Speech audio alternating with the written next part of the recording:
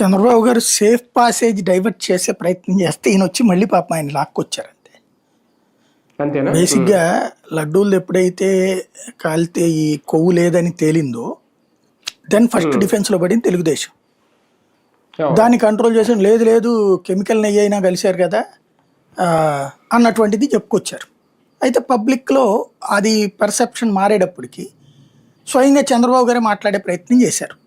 ఏమని, నేను NDDB report చూసి చెప్పాను తప్పించి నేను సొంత ఏమైనా చెప్తానా అని. అంతే కదా ఆయన ఉద్దేశం. అంతే. ఇప్పుడు అదే తప్పని కదా తేల్చింది. దెన్ ఇక్కడ ఇష్యూ ఇక దాని మీద ఎక్కువ సాగదీస్తే మైనస్సే. ఎందుకంటే కొవ్వు లేదని తెలిసింది, భక్తుల సెంటిమెంట్లు హర్ట్ అయింది, అది మెయిన్. అందులో పామాయిల్ కలిసిందే డాల్డా కలిసిందే, అది ఖచ్చితంగా పట్టుకోవాలి.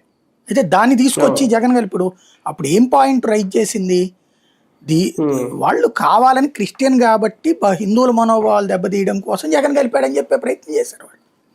అది కదా చెప్పింది, వాడు చెప్పింది ఆ రోజున అది కదా.